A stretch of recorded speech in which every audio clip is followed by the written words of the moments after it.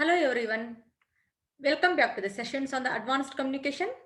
Myself Usha Mirajkar, working as a selection grade lecturer in Electronics and Communication Department, Government Polytechnic, Belgaum. In this session, we are going to learn about the Unit 6, that is Mobile and Wireless Communication. In this particular unit, this is the session 12. Here we are going to learn about the Zigbee technology. The contents which we are going to cover: Zigbee Stack and the Zigbee applications. Zigbee Stack, that is how the formation of this Zigbee network or the topologies are there. The most network topologies or the protocol use the concept of a layers to the separate different components and functions into independent modules that can be assembled in a different way. Therefore, those are separated in the form of the layers here. Zigbee is built on the physical layer and medium access control sublayer. That is both physical layer and the medium access control MAC, the sublayer, defined in the IEEE 802.15.4 standard. This is the Zigbee standard here. These layers handle low-level network operations such as the addressing and the message transmission here. If you consider the description of this Zigbee layers, first one is the physical layer. What is the description? What it is doing? That is, this physical layer defines the physical operation of the Zigbee device. That is including receive, sensitivity, channel rejection, output power, number of channels, chip modulation, and the transmission rate specifications. All these are handled by this physical layer here. Most Zigbee applications operate on the 2.4 GHz ISM band at a 250 kb per second data rate here. This is the standard one. See the IEEE 802.15.4 specification. That is, if you want the more specification, we can go through this IEEE 802.15.4 specification chart there. Next is the MAC, that is the medium access control here. The main purpose of this MAC, or what is the main job of the MAC, is what it will manage is who to transmit and who when, that is without any collision. Medium access control here, therefore manages the RF data transactions between neighboring devices point to point. The MAC includes the services such as the transmission retry if the particular transmission process is not success. If any damage of the packets are there or any missing the packets are there, means it should request the retransmission of those packets. Therefore, it will try for the retransmission. Acknowledgement management means once the particular packet is reaching successfully at the receiving end, then it should send the acknowledgement, that is saying that it has received correctly, such that the transmitting end should know whether it has received or not by seeing that acknowledgement. Therefore, and also the collision avoidance technique, that is collision avoidance techniques means what? If all are starts transmitting the same time, then there will be collision of the data. To avoid this collision, the medium access control, it will manage this. It is giving some time slots there such that everyone can transmit but without any collision here. Therefore, that controlling of the medium, who should transmit and when should transmit and at what time they should transmit, all those are controlled by this MAC layer here. Next is the network. The network layer's job is the adds the routing capabilities that allows RF data packets to traverse multiple devices. That is, it is deciding the routing particular route here, means networking route from which path they should take here. That route is decided by this network layer here.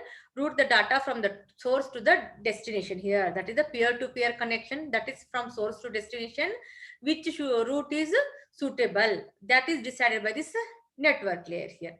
Next is the APS, that is the application layer, that defines the various addressing objects including profiles, clusters, and the endpoints here. Therefore, that is the application layer. One more is the ZDO, that is the application layer that provides devices and service discovery features and advanced network management capabilities, that is managing the network here. That all those are included in this particular application layer here. These are the different layers of the Zigbee and what are the corresponding operations or the description of those layers here. Next, moving on to the applications of the Zigbee technology. First most important application is the home automation. As we know, the Bluetooth and Wi-Fi, those are not suitable for the sensors and the controllers. The most advanced technology which is suitable for this IoT and the particular sensors and the controllers is the Zigbee technology. Therefore, those are used in the home automation. Zigbee technology proves to be the most reliable technology in realizing the home automation here. Different applications, like in the home automation we are having the different applications like the controlling and monitoring the energy consumption, water management, light control, etc. have been made easier through this particular Zigbee technology. That is water management, light control, dimming the light and increasing intensity, turning off the bulb, all those, and also the energy consumption monitoring here. Next application is the industrial automation here. Zigbee-based RFID devices help provide reliable access management in the industries here. That is, in the industries, this is playing a very important role here. Other applications in industries include process control, energy management, and the personal tracking, etc. That is, suppose any processing is going on in the industry, to control that one. What is the time duration, how much it should be processed, all those things are controlled by this Zigbee automation here. Next one is the healthcare automation. In the medical field, how this Zigbee technology is used. A popular example of the healthcare automation is the remote health monitoring. That is, from the far distance only monitoring the health of the patient here. That is like the telemedicine. In those applications, these healthcare automations are very useful here. A person wears a Zigbee device with a body parameter measuring sensors which collect the health information. For example, the temperature, blood pressure, all those parameters can be collected by the sensor here. This information is transmitting on the Zigbee network because the Zigbee is basically designed for the sensors and the controllers here. Therefore, the informations which are collected by the sensors, those are transmitting on the Zigbee network to the internet protocol and then to the healthcare person, that is the experts or the physicians or the expert. They are receiving this particular information, that either doctor, physician or the nurse, and depending on the parameter they will analyze and they will suggest the what is the next treatment level there, what they should do, what is the health condition, what is the treatment level, they will decide there. Next, again, in the this information is like when they will receive there, that information is collected and monitored there. Next one is the smart metering here.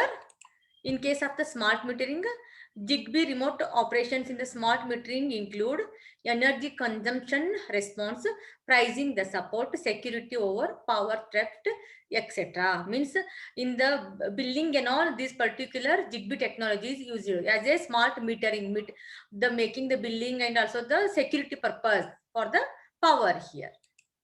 Smart grid monitoring here. In the Zigbee operations, the smart grid involves the remote temperature monitoring, fault locating, reactive power management here. To monitor the grid, all these processes are controlled by the Zigbee here. Next is the Zigbee technologies used to build the engineering projects like wireless fingerprint attendance system and home automation, like the biometrics. In that fashion only, using the Zigbee technology, we can design the wireless fingerprint attendance for the staff, and also in the home automation also this Zigbee is used here. Now let us watch one small video to compare the different wireless technology here. Two of the most common wireless technologies that exist today are Wi-Fi, also known as 802.11, and Zigbee, also referred to as 802.15.4. Choosing which wireless technology is best for a particular application can be decided by examining three main characteristics: power, bitrate, and range.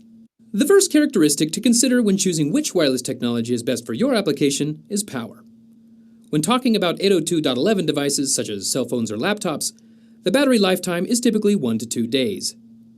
802.15.4 wireless technology, which is commonly used in smart grids and wireless measurement systems, can have a battery lifetime as high as 3 to 5 years.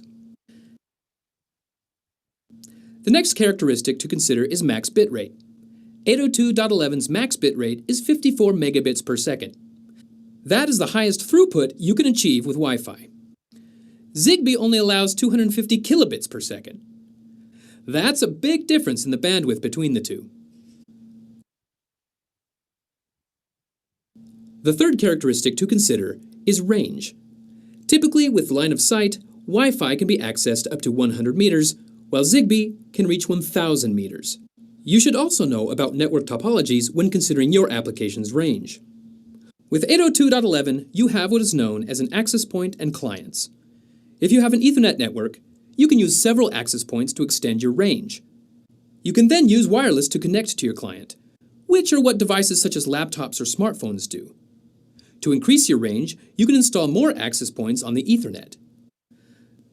By contrast, looking at 802.15.4, you still use Ethernet, but instead of access points, you use a gateway. This gateway provides connectivity from distributed nodes back to the Ethernet backbone. The nodes have a wireless antenna, and they communicate wirelessly using Zigbee back to the initial gateway. Unlike Wi-Fi, if you want to extend your distance, you can add more nodes without having to extend your gateway. This is known as mesh routing. The maximum range can be 1,000 meters. You can have additional nodes connected to the network, which can communicate wirelessly as well, but rather than the device serve as a node, it becomes a router. What it's doing is routing info from the end node back to the gateway. This also allows redundancy by providing a second node available if the first one loses connectivity. So if one were offline, data could be provided back to the gateway. As you can see, there are a lot of characteristics to consider when choosing a wireless technology for you. For more information about wireless sensor networks, visit ni.com/WSN. Okay, now that completes the Zigbee technology. Thank you for watching. Thank you.